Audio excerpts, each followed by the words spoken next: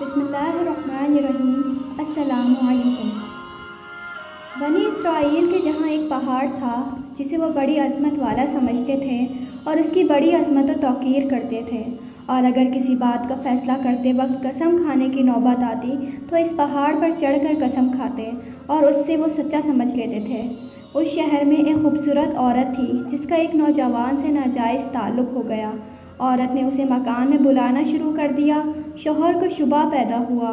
بیوی سے کہا کہ مجھے شبہ ہے کہ میرے غیر موجودگی میں کوئی تمہارے پاس آتا ہے۔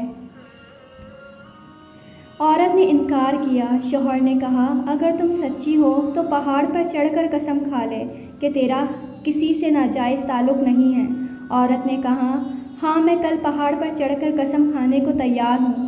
ادھر اس نے اپنے آشنا سے کسی طرح چھپ کر کہا کہ تم کل پہاڑ کے نیچے ایک گدھا لے کر آنا، اور میرا شوہر کل پہاڑ پر چڑھنے کے لیے وہاں آئیں گے، اور میں شوہر سے کہوں گی کہ پہاڑ پر چڑھتے ہوئے میں تھک جاؤں گی، اس بہانے تمہارا گدھا کرائے پر لے کر اس پر سوار ہو کر پہاڑ پر چڑھوں گی۔ تم گدھے والے کی بھیس میں وہاں موجود رہنا اور گدھے پر مجھے سوار کر کے میرے ساتھ چلنا۔ چنانچہ جب دوسرے روز میاں بیوی پہاڑ پر چڑھنے کے لیے گھر سے نکلے اور چلتے چلتے پہاڑ کے پاس پہنچے تو وہاں اس کا آشنا گدھے والے کے بھیس میں گدھا لیے کھڑا ہوا تھا۔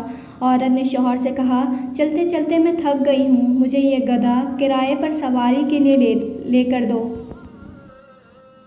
شوہر نے گدھے والے سے کرایہ مقرر کیا اور بیوی کو گدھے پر سوار کر کے تینوں پہاڑ پر چڑھنے لگے۔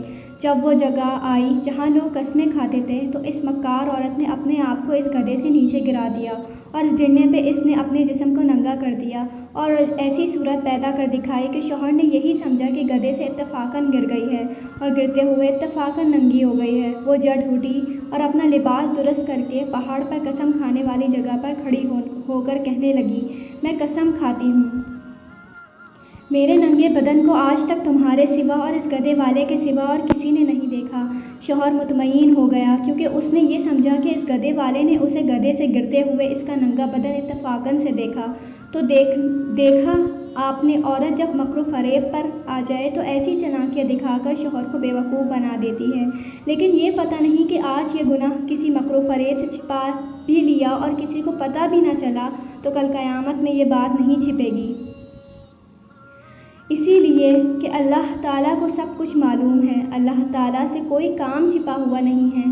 دنیا والوں سے تو چھپ سکتا ہے لیکن اللہ تعالیٰ سے نہیں چھپ سکتا، اور اللہ تعالیٰ کے نبی نے اس کا عذاب بتا دیا ہے کہ ایسی عورتیں سینے کے بل جہنم کے اندر جلیں گی۔ اگر آپ کو میری ویڈیو اچھی لگی ہو تو پلیز سبسکرائب، لائک اور کامنٹ کرنا نہ۔ جزاک اللہ۔